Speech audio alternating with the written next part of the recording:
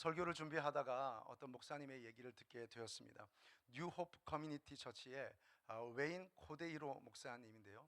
이 목사님은 이제 큰 교회를 이루었고, 그래서 토요일에 4천 명, 주일 오전에 4천 명, 주일 오후에 4천 명이 12,000명 정도가 예배하는 교회인데, 이 교회는 건물이 없습니다. 건물이 없어서 학교 공간을 빌려서 예배를 드리다가 어느 날 학교에서 공간을 더 이상 빌려줄 수 없으니 나가라는 통보를 받았습니다. 이 교회가 하와이에 있거든요. 하와이는 좀 따뜻하니까 이제 야외에서 예배를 드릴 수 있게 되었습니다. 한 공원을 빌려서 예배를 드리는데, 토요 예배를 드리고 나니까 비가 오기 시작했습니다. 그래서 주님, 내일 주일 예배를 드려야 되는데 비가 오면 안 됩니다. 주님, 비를 그쳐 주십시오 라고 기도했습니다. 그런데 이 목사님 마음에 비를 그쳐 줄 것 같은 확신이 드는 거예요. 그래서 너무나 믿음으로 기도했는데, 아침에 일어나자마자 창문을 열었습니다. 어떻게 됐을까요? 비가 그치지 않았습니다. 비가 계속 왔습니다. 근데 이 목사님 마음에 확신이 식지 않는 겁니다. 그래서 운전을 하고 왔는데 비가 추적추적 오는 거예요. 이분이 얼마나 믿음이 있는지 와이퍼를 켜지 않았습니다. 와이퍼를 켜지 않고 그냥 운전을 해서 가는데 예배하는 공간에 도착했어요. 어떻게 됐을까요? 비가 그치지 않았습니다. 비는 계속 왔습니다.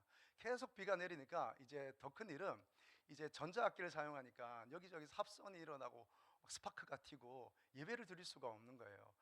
이분이 이제 뒤에 앉아서 너무 실망스러운 마음으로, 주님, 다른 것 아니라 예배를 드리기에 비를 그쳐달라고 하는데 주님 왜 응답하지 않으십니까? 라고 이렇게 좀 실망스러운 마음으로 기도하고 있는데, 하나님이 성령께서 그 마음으로부터 응답을 주시는데, 말씀하여 주시는데 이렇게 얘기하더랍니다.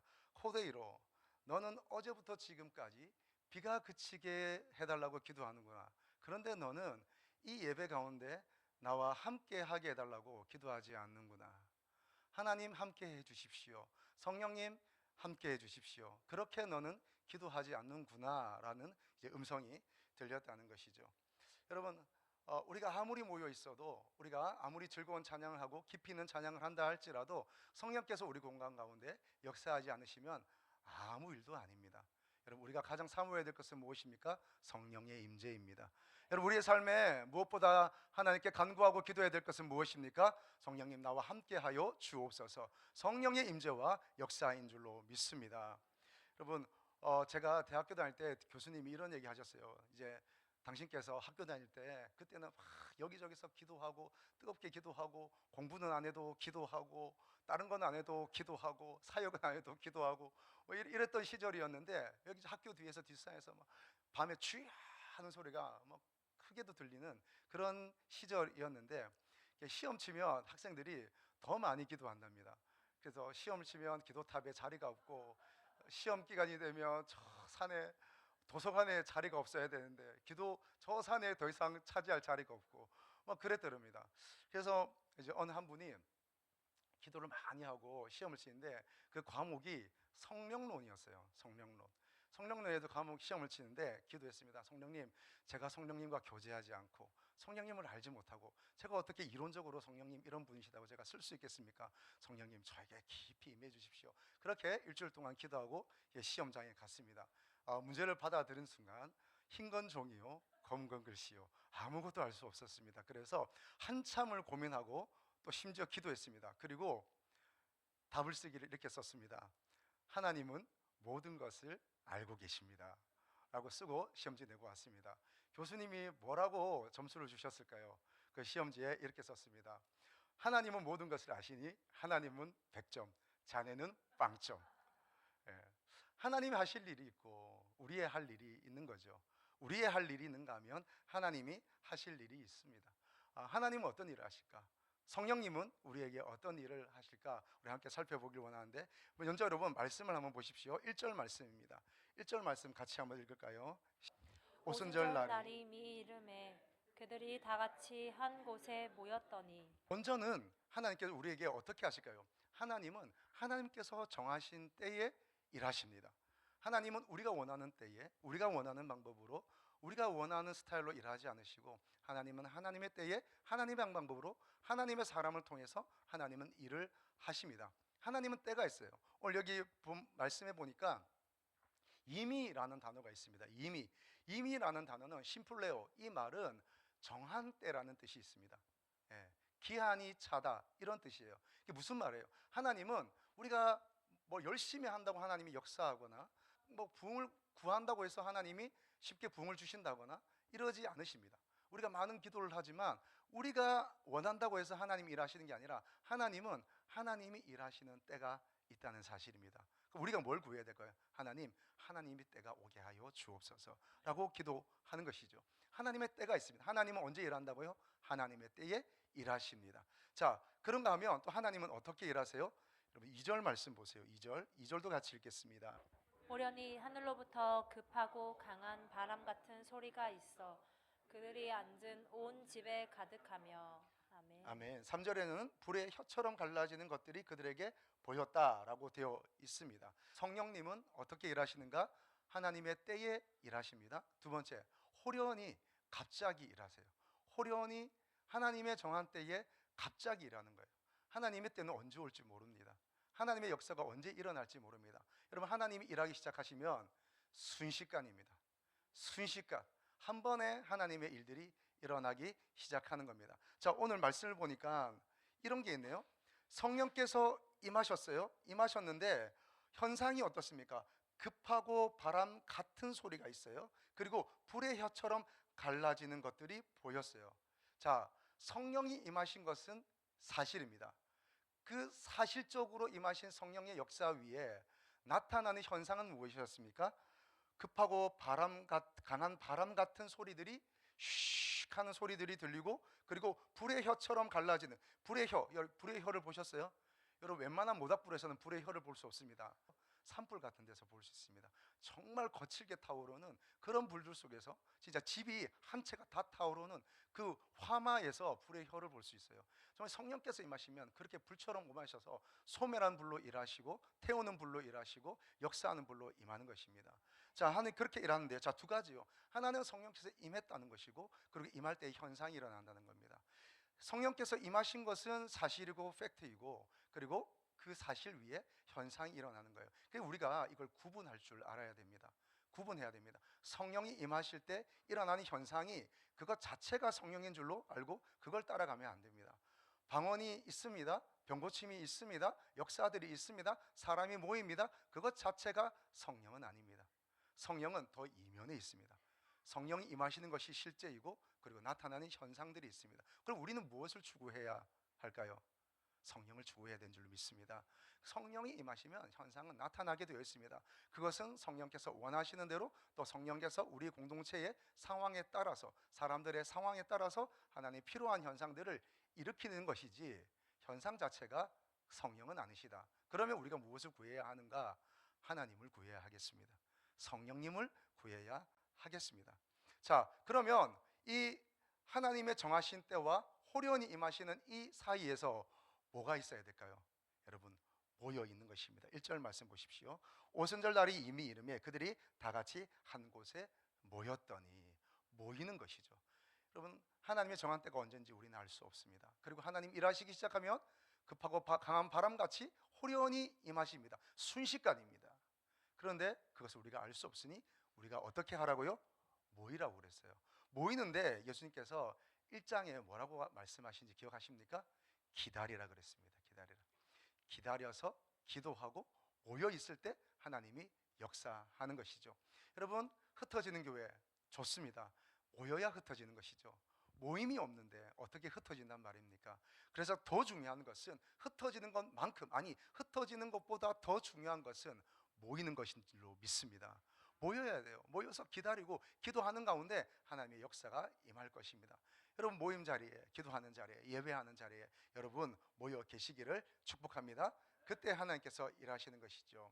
여러분, 성령은 우리에게 일하십니다. 성령은 우리에게 다가오시고 우리와 함께 역사해 주기를 원하고 계세요. 여러분, 오순절 날에, 오순절은 50일째잖아요. 예수님이 십자가 달리시고 부활하신 지 50일 만에 지금 성령께서 임하시는 것이에요. 여러분, 이 오순절이 임할 때에 몇 명에게 성령의 불이 임한지 아시죠? 몇 명입니까? 120명입니다. 예수님께서 부활하셔서 몇 명에게 보이셨어요? 적어도 500여 형제에게 보이셨습니다. 그럼 뭐 이런 거 저런 거 다 빼고 최소한 500명에게 모인 것이죠. 근데 성령의 불은 몇 명에게 임했어요? 120문도에게 임했습니다. 500 빼기 120, 나머지 380명은 어디에 갔습니까? 여러분, 오늘 자리를 지키고 모의에 힘쓰고 성령을 사모하고 간구하는 자에게 하나님께서 그의 영을 부어주실 줄로 믿습니다. 그리고 하나님의 역사를 일으키십니다. 하나님께서 일하실 때에 여러분 그 현장에, 그 장소에 계시기를 축복합니다. 어디에 부어주세요? 육체에 부어주는 겁니다. 육체에. 우리는 영에 부어줄 것 같지만 아니요, 하나님은 우리의 육체를 성전 삼으시는 겁니다. 전 인격을 하나님의 성전 삼으시는 겁니다. 그러니까 여러분, 영만 모여서 예배하고 육체는 함부로 대하고 그럴 것이 아니에요. 육체는 쾌락의 도구로 내어주고 그럴 것이 아니라 여러분, 영과 혼과 육을 하나님의 성전으로 삼아야 하는 것입니다. 자, 이제 하나님 성령이 임하세요. 성령이 임하시면 어떤 일이 일어날까요? 성령께서 우리 가운데 오셔서 임재하셔서 우리 가운데 내주하셔서 하시는 일들이 크게 세 가지로 정리할 수 있어요. 첫째는요, 새로운 연결을 일으키십니다. 새로운 연결입니다. 연결이 일어나게 하세요. 아무리 좋은 금속으로 만들어진, 아니 금으로 만들어진 파이프라 할지라도 그 파이프가 공급처에 연결이 되어 있지 않으면 그 파이프는 장식용일 뿐입니다. 그 파이프는 만들어진 제품일 뿐이지 그 파이프는 아무런 역할을 할 수 없습니다. 연결이 돼야 되는 거죠. 여러분, 제가 뉴스를 보다가 유럽에 보니까 많은 가스관들이 이렇게 쭉 각 유럽 나라들로 이렇게 펼쳐져 있어요. 그 파이프들은 주로 어디로 연결이 되어 있을까요? 모든 유럽의 나라들로 가 있지만 그 가스를 받기 위해서 한 나라로 모여 있어요. 어딜까요? 러시아입니다.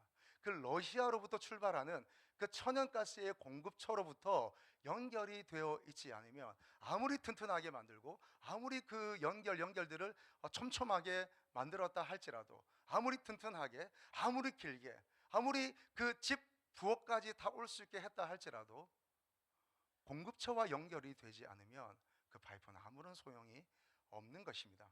여러분, 성령님은 하나님과 우리를 연결하는 분이십니다. 연결하세요. 디바인 커넥션. 새로운 거룩한 그런 연결이 이루어지게 하는 것이죠. 제가 오늘 그 유튜브를 보니까요, 그 영상 안에서 알고리즘을 통해서 한 영상이 올라왔어요. 영상을 보니까 그 상어가 막 이게 물고기를 잡다가 어떻게, 원래 여러분 상어는 점프를 하지 않습니다. 고래와 다릅니다. 원래 상어는 물 밖으로 점프하지 않거든요. 그런데 본인이 점프를 했는지, 점프가 되었는지 이 상어가 점프를 해서 보트 안으로 들어오게 된 거예요. 보트 안으로. 어떻게 들어왔는지 이렇게 훅 하니 들어오게 된 거예요. 사람들이 깜짝 놀랐지요. 들어왔는데 들어오자마자 어떻게 됐을까요? 물이 아니니까 몸부림치는 겁니다. 그리고 자기를 어떻게 할까봐 또 그 날카롭고 강한 이빨로 어떻게든 물려고 계속 이렇게 물려고 하는 겁니다. 근데 할 수 없지요. 그런데 아무리 강하고 아무리 거친 상어라 할지라도 물 밖에서 나오는 순간 아무것도 아닌 게 되는 겁니다. 여러분, 하나님은 우리를, 하나님, 모든 생명의 근원이신 하나님과 연결시켜주는 분이 바로 성령님이세요. 성령님이 이렇게 연결시켜주는 거예요. 여러분, 고기가 아무리 강력한 상어를 할지라도 물을 떠나서는 살 수 없고, 아무리 좋은 나무, 아무리 과실을 할지라도, 아무리 큰 나무를 할지라도, 정말 태산만큼 큰 나무를 할지라도 땅에 심겨지지 않으면, 시냇가에 심겨지지 않으면 그 나무는 소용이 없는 것입니다. 연결이 되어야 하겠습니다. 이 일을 하시는 분이 누구라고요? 성령님이십니다. 우리가 성령님을 간구해야 하는 이유, 우리가 성령님을 사모해야 하는 이유, 성령님을 사랑하고 성령님을 위해서 기도해야 하는 이유, 성령이여 오시옵소서, 성령님, 내 안에 계신 성령님 더 역사하시고 더 드러나십시오 라고 기도해야 하는 이유는 성령 하나님이 우리를 하나님 아버지와 연결시켜 주시기 때문입니다. 여러분, 연결이 돼야 돼요. 연결이. 여러분, 연결을 생각할 때에 제가 자녀가 생각되더라고요. 여러분, 자녀를 보니까 제가 말씀 준비하면서 알았어요. 자녀는 원래 없는 것입니다. 어떻게 생각하세요? 자녀란 원래 없었던 것입니다. 원래 없었던 사람입니다. 예, 어쨌든 없었던 것이에요. 자녀란 없었어요. 뭐 성경에는 아비의 허리에 있었다 이런 표현이 있지만 그것은 뭐 다른 이제 은유적 표현이고, 원래 자녀란 원래 없었어요. 그런데 임신이 되고 태어나서 태어난 순간 그 존재가 나와 어떻게 돼요? 부모와 연결이 되는 겁니다. 더 이상 하나의 개체와 또 하나의 개체가 아닌 거죠. 어떻게 돼요? 부모와 자녀로서 연결이 되는 겁니다. 여러분, 하나의 개체가 아니라 연결이 되는 겁니다. 사랑하고 의존하고 보호하고 또 서로 마음을 나누는 그런 관계가 이루어지는 거예요. 관계가 형성이 되는 거예요. 여러분, 그렇습니다. 부모와 자녀의 관계가 형성이 되는 거예요. 그래서 가족은 건드리는 게 아닙니다. 그러니까 형성이 되는 거잖아요. 그렇잖아요. 그렇습니다, 여러분. 이렇게 우리가 하나님과 연결이 되도록 하는 분이 성령님이세요. 그 연결 속에서 성령께서 아주 중요하게 하는 일이 뭘까요? 가족이 되게 하십니다. 가족이 되게 하시는 거예요. 하나님과 우리가 가족이 되게 하는 거예요. 뉴 패밀리, 하나님의 가족이 된 거예요. 하나님의 자녀가 되었습니다. 그 하나님의 자녀에게 권세를 주셨어요. 우리는 사실 우리 대한민국 기독교 안에는 어떤 구원론이 좀 이게 깊이 들어와 있냐면 로마서의 구원론이 깊이 들어와 있어요. 로마서의 구원론은 아주 중요합니다. 근데 로마서가 다 그것만을 얘기하는 것은 아닌데, 로마서 안에서 우리가 발견하고 깨닫는 구원론은 뭐예요? 죄와 하나님의 용서와 의인이 되는 것, 또는 그것이 한국교회 안에서 죽어서 천당 가는 구원론으로 이렇게 그렇게만 정리가 많이들 되어 있어요. 그런데 성경 전체를 보면요, 그렇게 죄인이었는데 의인이 되는 이런 그 죄인과 의인으로서 설명하는 것보다 원래 성경 전체는 우리의 구원을 어떻게 설명하냐면 가족으로 설명합니다. 가족으로. 하나님이 우리의 아버지가 되시고 우리가 하나님의 자녀가 되는 것으로 말씀하고 계세요. 여러분, 우리는 하나님의 자녀입니다. 성령께서 우리에게 오셔서 하는 중요한 연결은 무엇이냐? 우리가 하나님의 자녀가 되게 하는 것이에요. 하나님의 자녀가 되는 거예요. 그 하나님의 자녀에게 주시는 권세가 있습니다. 여러분, 오늘 하나님의 자녀로서 당당하게 사시기를 축복합니다. 그 권세와 은혜를 주신 거예요. 그래서 우리가 하나님을 뭐라고 불러요? 아버지라고 부르잖아요. 아버지 정도입니까? 아니요, 아빠라고 부른 거예요. 여러분, 이 셈 어족에는 언어가 비슷합니다. 여러분, 히브리권과 우리 대한민국 그리고 몽골까지 이 셈 어족이 언어가 비슷해요. 그래서 비슷한 것들이 많아요. 아버지를 대부분 다 아빠라고 불러요. 히브리에서도 우리만 아버지를 어릴 때 아빠라고 부르는 게 아니라, 그러니까 유대인들도 아빠라고 부르는 거죠. 자, 갈라디아서 4장 6절 7절 말씀 같이 보겠습니다. 너희가 아들임으로 하나님이 그 아들의 영을 우리 마음 가운데 보내사 아빠 아버지라 부르게 하셨느니라. 그러므로 내가 이후로는 종이 아니요 아들이니 아들이면 하나님으로 말미암아 유업을 받을 자니라. 아멘. 아멘. 성령께서 어떤 일을 하시는가? 성령으로 인하여서 우리에게 아들의 영이 부어지는 거예요. 아들의 영. 할렐루야. 아들의 영이 부어진. 그래서 우리가 하나님을 뭐라고 부른다고요? 아빠, 아버지라고 부르는 거예요. 그런데 여러분, 아직도 아들의 영이 아니라 고아의 영으로 살아서는 안 되는 겁니다. 여러분, 아직도 우리 안에 이 고아의 영들이 있어요. 그래서 그 고아의 영은 뭐냐? 하나님을 공급처 삼는 게 아니라 세상과 다른 것들을 공급처 삼는 겁니다. 그래서 하나님을 아빠 아버지로 부르지 않고, 누가 나에게 이거 좀 주지 않나? 누가 나에게 이런 거 좀 채워주지 않나? 이것이 나를 만족하게 할까? 그러면서 보이는 것들, 또 나에게 보여지는 것들, 이런 것들을 향해서 내가 그것을 공급처 삼으면서 사는 게, 이게 바로 고아의 영인 거죠. 늘 목말라 하고 늘 답답해하고 이런 것이 고아의 영입니다. 그러나 여러분, 기억하십시오. 그런 때가 있겠지만, 그런 순간들이 있겠지만, 여러분 말씀 붙잡으시기를 축복합니다. 우리에게는요, 아들의 영을 주셨어요. 딸의 영을 주셨어요. 하나님의 자녀의 권세를 주신 줄로 믿습니다. 여러분, 이것은 권세입니다. 자, 로마서 8장 15절 16절입니다. 너희는 다시 무서워하는 종의 영을 받지 아니하고 양자의 영을 받았으므로 우리가 아빠 아버지라고 부르짖으니라. 성령이 친히 우리의 영과 더불어 우리가 하나님의 자녀인 것을 증언하시나니. 아멘. 아멘. 성령이 어떻게 하신다고요? 우리가 하나님의 자녀인 것을 증언하여 주세요. 우리가 넘어질 때, 우리가 어려울 때, 우리 마음이 무너질 때, 때로는 환난을 당할 때, 하나님 성령은 우리에게 이렇게 말씀하시는 거예요. 기억해, 넌 하나님의 자녀야 라고 말씀해 주는 거예요. 넘어지지 마, 포기하지 마, 낙심하지 마 라고 성령께서, 우리 안에 계신 성령께서 우리에게 말씀하여 주시는 겁니다. 여러분, 이 성령의 음성 들으시기를 축복합니다. 자, 성령께서 하시는 또 다른 일은 뭐냐면 새로운 바람을 일으키세요. 바람을, 새로운 연결을 주실 뿐만 아니라, 그래서 하나님의 자녀가 되게 하실 뿐만 아니라 새로운 바람들을 일으키는 거예요. 2013년도에 관상이라는 영화가 나왔었습니다. 관상 혹시 보셨나요? 우리 송강호 씨가 연기하는 그 주인공 김내경으로 역할하는 이었습니다. 뭐 여러분 시간 관계상 그 영화 내용을 다 말씀드릴 수는 없지만 어쨌든 사람의 얼굴을 보고 이 사람의 미래가 어떨지 잘 알아보는 이런 것들이 이제 관상인 거잖아요. 그래서 관상으로서 사람을 잘 점치는 사람이었습니다. 내가 왕이 될 상인가? 뭐 이렇게 물어보면 뭐 그렇다고 얘기하는 뭐 이런 이제 일들을 했던 것입니다. 누가 왕이 될지, 누가 어떤 자리에 올라갈지, 앞으로 그 사람의 운명이 어떻게 될지 얼굴을 보고 판가름하는 것이었습니다. 그런데 그 영화의 마지막에 그 송강호 씨, 그러니까 김내경이 이런 고백을 해요. 난 사람의 얼굴을 보았을 뿐 시대의 바람을 보지 못했다. 바람을 읽는 자는 세상을 보는데 나는 그저 파도는 눈앞의 현상입니다. 파도만 보았을 뿐 파도를 만드는 바람을 보지 못했구나. 여러분, 파도 뒤에 그 파도를 일으키는 바람이 있습니다. 여러분, 성령은 어떤 분이십니까? 우리가 겪고 우리가 보고 있는 이 현상들 너머에 일하시는 하나님이십니다.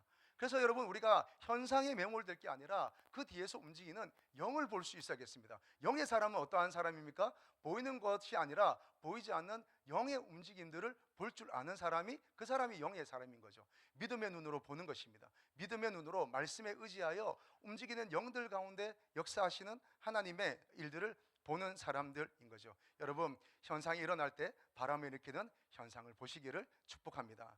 이스라엘 백성들 출애굽할 때요, 그들이 애굽에, 이집트에 10번의 재앙이 임하잖아요. 그럴 때에 8번째 재앙이 뭐였습니까? 메뚜기 재앙입니다. 메뚜기가요 그냥 막 떼를 지어 날아온 게 아닙니다. 성경에는 무엇을 통해서 메뚜기가 날아왔다고 되어 있냐면 하나님께서 동풍을 일으키시며, 동풍, 이 동풍이 르아흐, 바람, 영입니다. 하나님께서 그의 영, 바람을 일으키시는 말미암아 메뚜기가 온 이집트 땅에 덮이게 되는 겁니다. 자, 이제 이스라엘 백성들이 애굽에서 나왔습니다. 출애굽했습니다. 홍해 앞에서 어쩔 줄 모르는데 하나님이 홍해를 기적으로 갈라 주십니다. 갈라 주셔서 거기를 어떻게 건넜다고요? 마른 땅으로 건넜다고 했습니다. 근데 그 바다가 갈라질 때에 그냥 갈라진 게 아니라 하나님이 뭘 불어 넣으셨다고요? 동풍, 바람을 불어 넣으셨습니다. 여러분, 성령은요 바람을 일으키시는 분입니다. 그 바람이요 저주의 바람이 될 수도 있고 그 바람이 살리는 바람이 될 수도 있습니다. 여러분, 바람을 잘 타시기를 축복합니다. 여러분, 하나님 편에 서 계셔서 성령의 바람을 타는 사람이 되기를 바랍니다. 여러분, 하나님 바람을 일으키세요. 하나님은 공기를 바꿔주세요. 그 바람을 통해서 새로운 일들이 일어나게 하는 것입니다. 여러분, 독수리는 폭풍이 올 때에 오히려 저 언덕으로 올라가서 그 거세게 다가오는 그 바람을 향해서 자기의 날개를 펼치는 것이죠. 그리고 그 날개를 펄럭이는 게 아니라 그 바람의 움직임들을 타고 있습니다. 그리고 밑에서 보면 그냥 가만히 있는 것 같아 보이지만 그 바람들을 타고 있는 것입니다. 그 공기들을 타고 있는 것입니다. 여러분, 성령께서 바람을 일으키실 때에 그 바람을 타고 가기를 축복합니다. 우리의 힘으로 할 수 없습니다. 우리의 능력으로 할 수 없습니다. 주의 영으로 가능한 줄로 믿습니다. 성령은 바람을 일으키십니다. 우리의 마음에 바람을 일으키세요. 우리의 마음의 공기를 바꾸세요. 바람을 일으켜서 우리 가운데 변화의 역사들을 일으킨 거죠. 탁한 공기로 가득 차 있는 우리의 마음의 심령에 하나님께서 새 바람을 불어넣으시고 우리 가운데 신선한 공기를 주실 줄로 믿습니다. 우리의 가정에도 바람이 필요합니다. 우리의 가정에, 여러분, 우리의 가정에 바람이 일어나길 축복합니다. 하나님의 바람, 신령한 바람, 신선한 바람, 생명의 바람, 부흥의 바람, 은혜의 바람, 치유의 바람이 불기를 축복합니다. 이 바람이 불어야 되는 거예요. 성령의 바람이 불어야 되는 거예요. 예배의 바람이 불고 축복의 바람이 불고 오늘도 기도해 주신 것처럼 사랑하고 사랑받는 그런 일들이 일어나야 되는 거예요. 교회도 마찬가지죠. 교회도 마찬가지입니다. 여러분, 우리가 이 교회 안에 하나님 새로운 바람이 일어나게 하여 주옵소서. 주여 우리 교회의 공기를 바꾸어 주옵소서. 토양을 바꾸어 주옵소서. 여러분 기도해 주시는 중보자들이 다 되기를 축복합니다. 여러분 분쟁과 소모전이 존재했던 우리의 삶의 영역에, 생각의 영역에, 가정의, 교회의 흐름이 바뀌어야 합니다. 공기가 바뀌어야 됩니다. 여러분 이걸 위해서 우리가 기도하고요. 여러분 생기의 바람, 회복의 바람, 살리는 바람, 치유의 바람, 추수의 바람, 기쁨의 바람, 정의의 바람, 보상의 바람이 불어올지어다. 이 바람들이 우리 가운데 불어올 때에 생명 살게 되는 것입니다. 다 빼앗겼다고 생각했던 것들 도로 찾을 것입니다. 다 끝났다고 생각했던 것을 다시 시작할 것입니다. 그리고 여러분 죽었다고 생각했던 것들 살아나게 될 줄로 믿습니다. 성령의 바람, 할렐루야. 자, 또 한 가지 성령께서 일으키시는 일은 새로운 힘과 능력을 주시는 거예요. 새로운 힘과 능력을 주시는 겁니다. 그 미국의 테바나클 교회를 섬기는 짐 삼발라 목사님 책을 읽다가 이런 부분을 발견하게 되었어요. 초대교회 성도들에게 현대 교회가 가진 화려한 건물도 세련된 마케팅 프로그램도 넉넉한 재정도 사회적 지위도 없었다. 로마 제국이라는 거대한 장벽 앞에 그들은 그저 나약하고 평범한 소수에 불과했다. 그러나 그들에게 세상이 가질 수 없는 딱 한 가지, 바로 오순절날 부어진 새로운 능력이었다. 여러분, 우리는 작아도, 우리는 적어도, 우리는 연약해도, 우리는 미약해도, 실수 많고 죄 많아도 여러분 성령께서 우리 가운데 역사하시면 우리 가운데 능력으로 덮여지는 것입니다. 우리의 힘으로 할 수 없는 일들, 우리의 능력으로 할 수 없는 일들 하나님께서 하실 것입니다. 우리 자녀에게 역사하실 것이고요, 우리 가정에 역사하실 것이고, 우리의 교회와 예배 가운데 하나님의 역사가 일어날 것입니다. 여러분 하나님께서 움직이셔야 돼요. 성령께서 움직이셔야 하는 것입니다. 다리가 여러분 웬만해선 잘 무너지지 않습니다. 근데 종종 그 튼튼하게 만들었던 그 철로 만들었던 철강 다리가 무너지는 때가 있어요. 1940년도에 미국의 워싱턴에 있는 타코마 다리가 무너졌습니다. 이 다리는요 그냥 나무로 만들어진 다리가 아니라 철강으로 만들어졌어요. 그런데 이 다리가 어떻게 만들어졌냐면 시속 190km의 강풍에도 여러분 부서지지 않도록 튼튼하게 설계되고 그렇게 만들어졌어요. 그럼 바람이 웬만해서는 시속 190km로 잘 불지 않습니다. 그런 엄청난 태풍에도 견뎌낼 수 있도록 다리가 지어졌어요. 근데 이 다리가 시속 몇 킬로미터 바람에 무너졌을까요? 시속 67km 바람에 무너지고 말았습니다. 왜일까요? 이게 이제 공명현상이라는 것인데요. 그 다리의 그 고유한 진동수와 그 바람의 진동수가 딱 맞아 떨어진 거예요. 그래서 마치 그 한 군데를 그 급소를 딱 치니까 뭐 사람이 어떻게 되는 것처럼 거기에 그 진동수가 딱 맞아 떨어지는 순간 다리가 출렁이면서 다리가 뒤틀어지고 다리가 무너져 버리고 만 것입니다. 여러분 하나님께서 우리에게 일하실 때에 하나님과 우리의 연결된 하나님의 은혜로 말미암아 새 바람을 일으키실 때에 그 바람으로 인해서 우리의 힘으로 할 수 없었던 어둠의 영역들의 진동수를 공격할 것입니다. 그곳을 공격해서 우리가 무너뜨릴 수 없는 일들을 무너뜨리고 하나님의 일들을 해 가실 줄로 믿습니다. 그런 일들이 일어나는 거예요. 여러분 성령의 임재는 보이지 않고 당장 어떤 일이 일어나지 않는 것 같아 보이지만 하나님의 그 보이지 않는 힘, 보이지 않는 손, 보이지 않는 능력이 우리 가운데 감싸게 되는 것입니다. 감싸게 되면 우리의 힘으로 할 수 없는 일들 얼마든지 주의 견고한 진들이 파쇄될 줄로 믿습니다. 여러분 성령이 임하실 때 우리에게 힘을 주세요. 담대함을 주세요. 두려움을 이기고 얼마든지 모든 일들 다 하게 하십니다. 성령이 임하실 때 우리에게 인내할 수 있도록 능력을 주십니다. 쉽게 무너지지 않게 하시고 흔들리지만 무너지지 않는 능력을 주십니다. 기도의 능력을 주십니다. 성령께서 우리를 기도할 수 있게 하십니다. 기도의 자리로 초청하여 주시고 기도할 때에 때로는 기도할 목소리조차 나오지 않는 그때에 성령께서 말할 수 없는 단식으로 우리를 위하여 기도해 주신 줄로 믿습니다. 여러분 성령께서 우리의 기도를 도우세요. 사도행전 11장 21절입니다. 주의 손이 그들과 함께 하심에 수많은 사람들이 믿고 주께 돌아오더라. 주의 손이 그들과 함께 하심에 놀라운 역사, 부흥의 역사, 복음의 역사, 회심의 역사들이 일어나는 것입니다. 이사야 41장 10절입니다. 여러분 선포하겠습니다. 두려워하지 말라. 내가 너와 함께 함이라. 놀라지 말라. 나는 내 하나님이 됨이라. 내가 너를 굳세게 하리라. 참으로 너를 도와주리라. 참으로 나의 의로운 오른손으로 너를 붙들리라. 아멘. 아멘. 여러분 축복합니다. 주님의 능력의 손이 저와 여러분을 붙들어 주시기를 바랍니다.